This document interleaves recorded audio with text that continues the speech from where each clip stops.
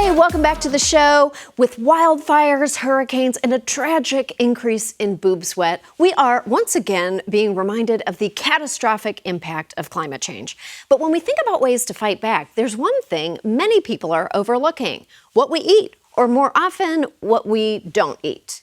A new study shows U.S. consumers waste nearly 150,000 tons of food daily. That equals nearly a pound of food per person each day. Americans throw away enough food every year to fill 730 football stadiums. Now imagine 730 football stadiums filled with football fans. That honestly seems like a much worse problem.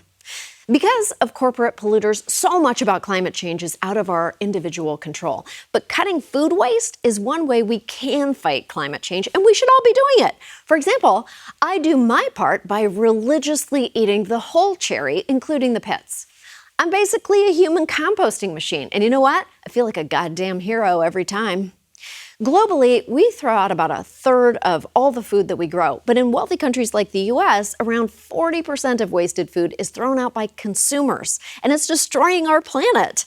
Food rot produces large amounts of methane, a greenhouse gas that is at least 28 times as potent as carbon dioxide. It's like carbon dioxide on steroids.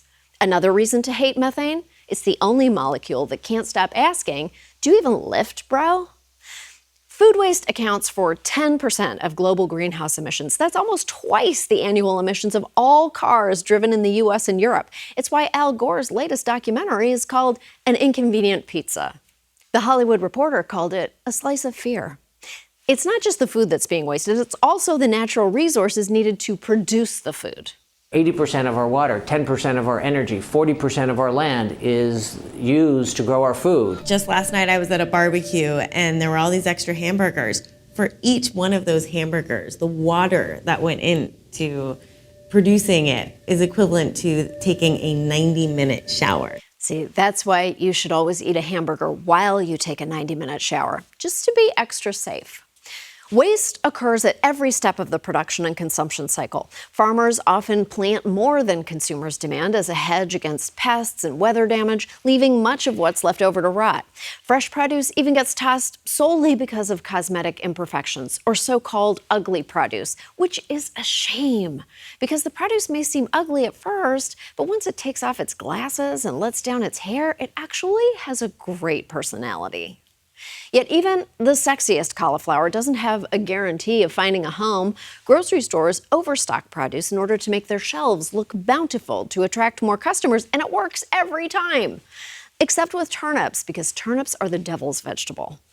Meanwhile, restaurants account for up to 33 billion pounds of food waste each year, partially because portion sizes have ballooned over the last few decades. I mean, just look at the bloomin' onion, for example. That thing just keeps on blooming. What did that onion eat? Another bloomin' onion? But surprisingly, farmers and restaurants aren't the dominant food wasters. 43% of the food that Americans waste each year comes from what we toss at home.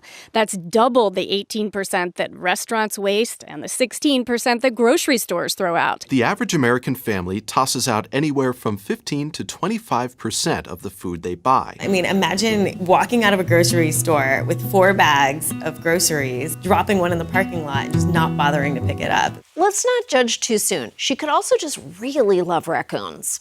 A study of 3 major cities in the U.S. found that about 2/3 of wasted food was not eaten because it was left over or it went bad.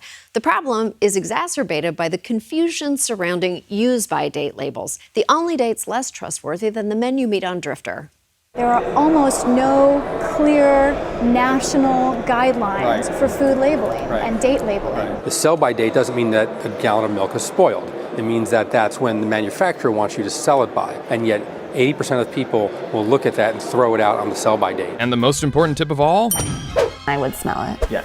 And I would look at it and see if there's anything growing on it. Yeah. And then I would probably taste one bean. And then I'd say it's pretty good. I'm totally the same way. First, I taste one bean, see if it's good. Then I taste another bean, make sure it's not a fluke on the first one. Time permitting, I move on to a third bean. And then before you know it, the sun's gone down. And then that process starts all over again tomorrow. Reducing food waste is one of the easiest ways to fight climate change. It's simple, and it can help people save over $1,000 a year. If preserving natural resources or fighting climate change isn't enough of a reason to cut it, we have to think about the 42 million Americans who face food insecurity and hunger. Less than a third of the food we throw away could feed all of those people. Unfortunately, stores and restaurants are often afraid of the liability in donating. But what many people don't realize is that in 1996, Congress passed a bill that protects good faith donors from being sued.